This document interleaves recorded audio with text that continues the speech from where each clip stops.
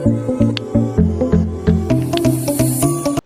Everyone, welcome to Science Nation learn with confidence. Myself Priyanka Singh और मैं आज यहाँ आपको क्लास 12th के बायोलॉजी के फर्स्ट चैप्टर के बारे में डिस्कस करूंगी, जिसका नाम है रिप्रोडक्शन इन ऑर्गेनिज्म।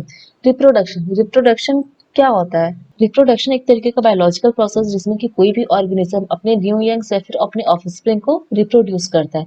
तो रिप्रोडक्शन के हम लोग डिटेल डिस्कशन से पहले हम लोग ये छोटा सा टॉपिक पढ़ेंगे जिसका नाम है लाइफ स्पैन। लाइफ स्पैन क्या होता है? The period from birth to the natural death of an organism represent its life cycle. किसी भी ऑर्गेनिज्म का बर्थ से लेकर नेचुरल डेथ तक का जो पीरियड होता है वो उसका होता है लाइफ स्पैन। ध्यान दीजिएगा, नेचुरल डेथ, अगर किसी का एक्सीडेंटली अगर किसी का डेथ होता है तो वो लाइफ स्पैन उसका नहीं होता है जब तक कि उसका नेचुरल डेथ ना हो।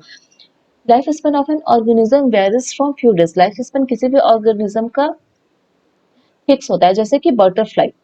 तो लाइफ स्पैन किसी भी ऑर्गेनिज्म का varies from few days two thousands of year. ये फ्यू डेज से लेके थाउजेंड्स ऑफ ईयर तक भी हो सकता है। जैसे कि बटरफ्लाई, ये 1 to 2 वीक्स तक का इसका लाइफ स्पैन होता है, और जैसे कि बनियान ट्रीज, इसका थाउजेंड्स ऑफ ईयर तक लाइफ स्पैन होता है। इसका थर्ड पॉइंट है, no individual is immortal except single cell organism. कोई भी इंडिविजुअल क्या है? इमोर्टल नहीं है, मतलब उसकी लाइफ उसे कभी ना कभी डेथ करना ही पड़ेगा, except single cell organism. Single cell organism को छोड़ के कोई भी इंडिविजुअल क्या है? इमोर्टल नहीं है। यहाँ मैं नीचे एक ग्राफ दी हुई हूँ जिसमें कि कुछ ऑर्गेनिजम्स के लाइफ स्पैन के बारे में बताई हूँ। तो ये अप्रोक्सीमेट है, ना कि ये फिक्स्ड है। जैसे कि बटरफ्लाई का क्या है? 1 to 2 वीक्स तक का इसका लाइफ स्पैन होता है। Wheat plant 6 months, crow 15 years, dog 25 years, human 100 years, parrot 140 years. तो इसमें एक और चीज ध्यान देने की बात है कि लाइफ स्पेन किसी भी ऑर्गेनिज्म का उसके साइज के ऊपर डिपेंड नहीं करता है। जैसे कि एग्जांपल के थ्रू इसी ग्राफ में से आप काऊ का लीजिए और पैरेट का लीजिए। काऊ का देखिए लाइफ स्पेन कितना है? 15 ईयर्स। क्रो और पैरेट का साइज क्या होता है? मेनली सिमिलर होता है, लेकिन इनके लाइफ स्पेन देखिए कितने डिसिमिलर है। क्रो का मिनिमम 15 ईयर्स होता है, लेकिन पैरेट का 140 ईयर्स होता है। तो हम लोग किसी भी ऑर्गेनिज्म के साइज के ऊपर उसके लाइफ स्पेन को हम लोग डिस्कस नहीं कर सकते हैं। अब आते हैं रिप्रोडक्शन के ऊपर। रिप्रोडक्शन, जैसे कि मैं पहले ही बताई थी, एक तरीका का क्या है? बायोलॉजिकल प्रोसेस है जिसमें कि कोई भी ऑर्गेनिज्म अपने यंग वंस या फिर अपने ऑफस्प्रिंग को क्या करता है? रिप्रोड्यूस करता है। जो क्या होता है? एक दूसरे के सिमिलर भी हो सकते हैं, एक दूसरे के डिसिमिलर भी हो सकते हैं। The offspring grow, mature and in turn reproduce new offspring. जो ऑफस्प्रिंग, जो ऑर्गेनिज्म जो अपने न्यू यंग वंस को रिप्रोड्यूस करता है, वो रिप्रोड्यूस होके क्या करेगा? फिर वो ग्रो करेगा, मैच्योरिटी फेज में आएगा, फिर वो क्या करेगा? एंटर रिप्रोड्यूस करेगा अपने ऑफस्प्रिंग को। तो ये प्रोसेस क्या रहता है? जनरेशन टू जनरेशन चलता रहता है। अब रिप्रोडक्शन, रिप्रोडक्शन जरूरी क्यों है? मेनली हम लोग पर्पस ऑफ रिप्रोडक्शन बोल सकते हैं कि रिप्रोडक्शन का पर्पस क्या है। तो पहला पर्पस होता है इसका कॉन्टिन्यूटी ऑफ स्पीसीज। हमारे अर्थ में क्या है? बहुत से स्पीसीज हैं, तो हर स्पीसीज का कॉन्टिन्यूटी, मतलब हर स्पीसीज को अर्थ पे लाइफ सस्टेन करने के लिए रिप्रोडक्शन बहुत जरूरी होती है, जिससे कि जनरेशन टू जनरेशन ये रिप्रोड्यूस करके अपने स्पीसीज को क्या करते हैं? कंटिन्यू करते हैं। सेकंड क्या होता है? Population of organism.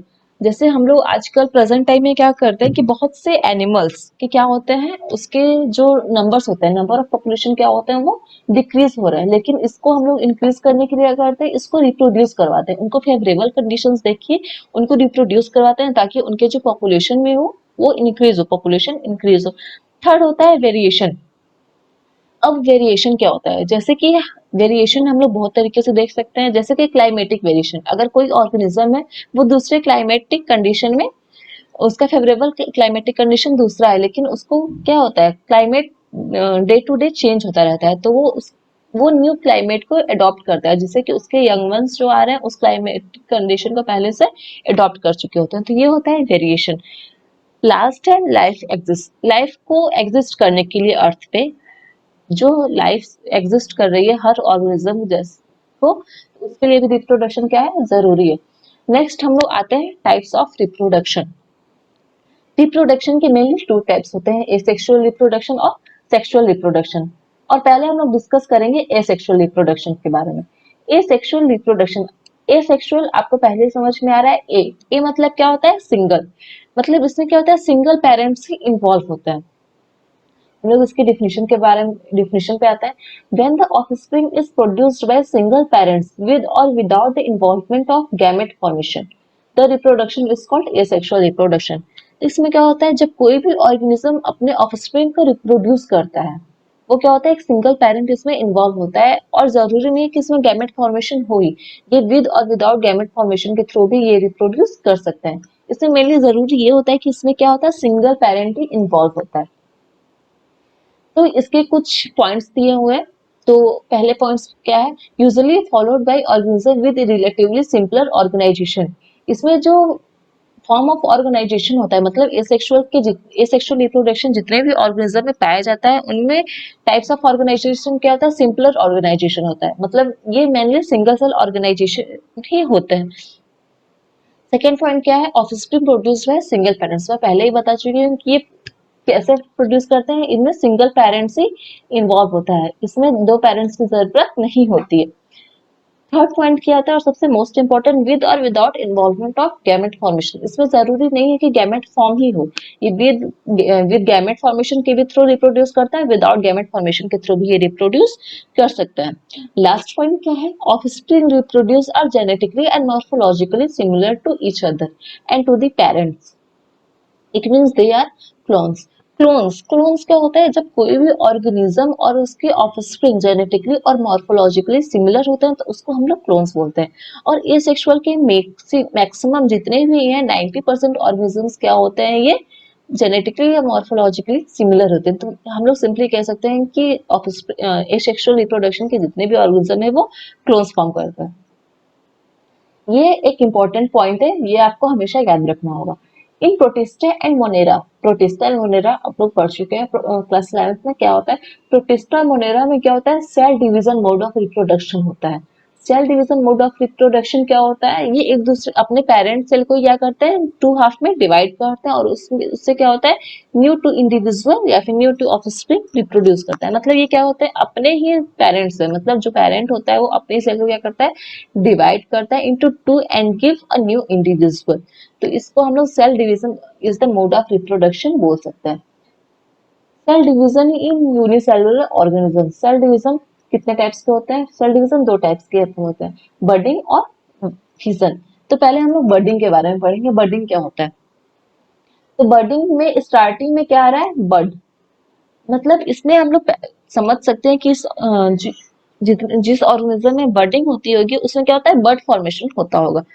तो हम लोग इसके डिफिनेशन पे आते हैं। Small birds are produced that remain attached initially with parents and get separate on, small birds are produced that remain attached initially with parents and get separated on maturation. मतलब क्या है कि कोई, जैसे कि मैं यहाँ फिगर बनाई हूँ, जैसे ये एक पेरेंट बॉडी है, पेरेंट बॉडी में क्या होता है, एक बर्ड फॉर्मेशन होता है। ये जो है, ये एक तरीके का बर्ड है उस ऑर्गेनिज्म में। ये बर्ड क्या हुआ, अभी इनके में सेल डिवीजन देखिए हो रहा है, ये सेल डिवीजन हो रहा है, और यहाँ क्या हुआ, सेल पूरी तरीके से डिवाइड हो गया और ये एक बर्ड में आ गया। और जब ये बर्ड पूरी तरीके से मैच्योर हो जाता है तो क्या होता है, पेरेंट बॉडी से अलग हो जाता है।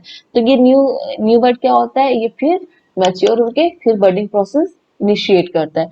तो इसमें क्या होता है, जो पेरेंट बॉडी होता है उसमें एक छोटा सा पार्ट क्या होता है, बर्ड के फॉर्म में प्रोड्यूस होता है, और बाद में वो मैच्योर, मतलब सेल डिवीजन होके मैच्योर होके फिर वो एक न्यू ऑफस्प्रिंग के रूप में बाहर आता है। नेक्स्ट आते हैं फ्यूजन पे। फ्यूजन क्या होते हैं, दो टाइप्स के होते हैं, एक बाइनरी फ्यूजन और मल्टीपल फ्यूजन। तो आपके एनसीईआरटी में बस बाइनरी फ्यूजन है, इसलिए मैंने नोट्स में बस बाइनरी फ्यूजन को ज्यादा फोकस किया है, लेकिन आपको पता होना चाहिए कि फ्यूजन क्या होते हैं, दो टाइप्स के होते हैं, बाइनरी फ्यूजन और मल्टीपल फ्यूजन। तो बाइनरी, पहले हम लोग बाइनरी फ्यूजन के ऊपर डिस्कस करते हैं। तो बाई मतलब आपको समझ में आ रहा होगा, दो, कि इसमें जो भी ऑर्गेनिज्म होता है वो सेल डिवाइड करके क्या बनाता है, केवल दो ही न्यू एडल्ट फॉर्म करता है। तो हम लोग इसके उस पे आते हैं डिफिनेशन पे। In this method of asexual reproduction a cell divides into two halves and rapidly grow into an adult. इसमें क्या होता है, a cell divide into two half, तो एक सेल क्या होता है, टू हाफ में डिवाइड होता है और रैपिडली ग्रो करके क्या करता है, तो ये एडल्ट फॉर्म करता है। इसके एग्जांपल हो सकते हैं अमीबा एंड पैरामीशियम, ये दोनों क्या है, सिंगल सेल ऑर्गेनिज्म है। मैं इसके फिगर बनाई हूँ, ये एक अमीबा का फिगर है। तो देखिए यहाँ पे एक अमीबा क्या है, ये एक पेरेंट बॉडी है, ये डार्क कलर में मैंने न्यूक्लियस शो किया। तो यहाँ पे क्या हो रहा है, ये न्यूक्लियस यहाँ पे डिवाइड हुआ, न्यूक्लियस डिवाइड होने के बाद ये टू हाफ में डिवाइड होगा, ऐसे टू हाफ में डिवाइड होगा, यहाँ पे दो डॉटर सेल फॉर्म होंगे। तो अब ये हो गए ऑर्गेनिजम्स के बाद, अब हम लोग प्लांट्स पे आते हैं। Plants, in plants vegetative reproduction occurs by vegetative propagules like runners, rhizomes, suckers, tubers, offsets and bulbs.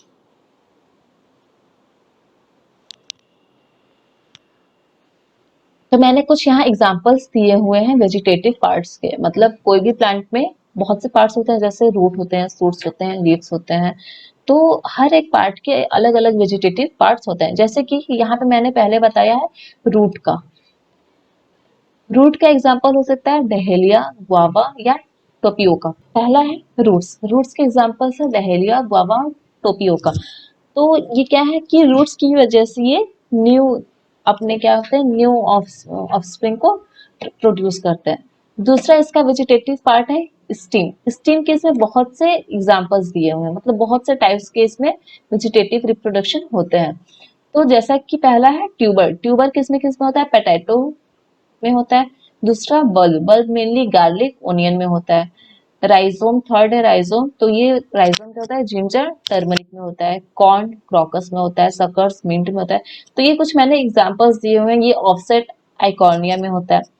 तो नेक्स्ट आता है लीव्स। अब लीव्स के थ्रू कौन से प्लांट रिप्रोड्यूस करता है, तो एग्जांपल दिया हुआ है ब्रायोफाइलम। ब्रायोफाइलम एक तरीके का प्लांट है जो कि लीफ के थ्रू उसका क्या होता है, न्यू प्लांट प्रोड्यूस होता है।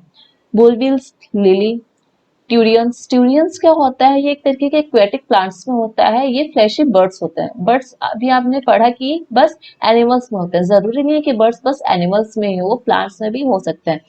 ये ट्यूरियंस क्या होता है कि एक्वेटिक प्लांट में एक फ्लैशी बर्ड्स होते हैं, जिसका की एग्जांपल यूट्रिकुलेरिया में यहाँ दी हुई हूँ। और आपके एनसीईआरटी में एक प्लांट दिया होगा वाटर हाइसिंथ, जिसको कि हम लोग टेरर ऑफ बंगाल भी नाम देते हैं। ये टेरर ऑफ बंगाल क्योंकि इंडिया में ये सबसे पहले बंगाल में ही देखा गया था। तो ये एक तरीके का क्या है, इन्वेसिव वीड्स है। One of the most invasive weeds, एक तरीके का इन्वेसिव वीड्स।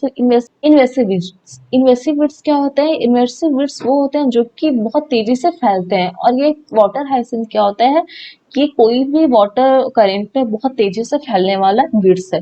दूसरा इसका पॉइंट है grow wherever there is a standing water. Standing water मतलब होता है कि स्टैग्नेंट वाटर, मतलब रुके हुए पानी में जहां भी इसको रुका हुआ पानी मिलेगा ये वहां पे ग्रो कर जाता है। थर्ड पॉइंट क्या दिए, थर्ड पॉइंट क्या है, drains oxygen from water leads to death of fishes. ये क्या होता है, इसको बहुत ज्यादा ऑक्सीजन की जरूरत होती है। तो ये क्या होता है, वाटर करेंट्स जितने भी ऑर्गेनिजम्स जितने वाटर करंट में जितना भी ऑक्सीजन होता है वो उसको ड्रेन आउट कर लेता है, जिससे कि वाटर करंट में क्या होता है कि ऑक्सीजन की कमी हो जाती है, जिसमें कि मेनली एक्वेटिक जितने भी एनिमल्स हैं वो डेथ कर जाते हैं, फिशेस वगैरह। फोर्थ पॉइंट है introduce in India because of its pretty flowers and shapes of leaves. इसको इंडिया में क्यों लाया गया था, क्योंकि इसका जो फ्लावर है वो पर्पल कलर का होता है और बहुत ज्यादा ही अट्रैक्टिव होता है, और इसका शेप ऑफ लीव्स भी बहुत अट्रैक्टिव होता है, इसलिए इसको इंडिया में लाया गया था। लेकिन ये नहीं पता था कि ये एक तरीके का इतना डेंजरस इन्वेसिव सीड्स है जो कि बहुत तेजी से फैलता है और हमारे फिशेज या फिर जितने भी एक्वेटिक एनिमल्स हैं उनमें हार्म करेगा। लास्ट है vegetative propagation awkward at a phenomenal rate. Vegetative propagation इनके में क्या होता है, टेक प्लेस होता है। वेजिटेटिव प्रोपेगेशन इनके में टेक प्लेस होता है। तो ये रहा आज का हमारा पहला टॉपिक, रिप्रोडक्शन ऑर्गेनिजम्स का फर्स्ट पार्ट, जिसमें कि हम लोग एसेक्सुअल रिप्रोडक्शन के बारे में पढ़ चुके हैं। अब हमारा दूसरा नेक्स्ट पार्ट मतलब सेकंड पार्ट में हम लोग क्या करेंगे, सेक्सुअल रिप्रोडक्शन के बारे में पढ़ेंगे कि सेक्सुअल रिप्रोडक्शन क्या होता है, इसमें फेजेस क्या क्या होते हैं, सेक्सुअल रिप्रोडक्शन क्या होता है, इनमें फेजेस कौन कौन से होते हैं। तो ये सब डिटेल डिस्कशन के लिए सेकंड पार्ट। तो ये रहा रिप्रोडक्शन ऑर्गेनिजम्स का फर्स्ट पार्ट, जिसमें कि हम लोग सेक्सुअल रिप्रोडक्शन के बारे में डिटेल पढ़ चुके हैं। अब सेकंड पार्ट में हम सेक्सुअल रिप्रोडक्शन के बारे में डिस्कस करेंगे, उसके फेजेस, सेक्सुअल रिप्रोडक्शन होता क्या है, इन सब के बारे में हम डिटेल डिस्कशन नेक्स्ट पार्ट में करेंगे। Thank you so much and have a nice day.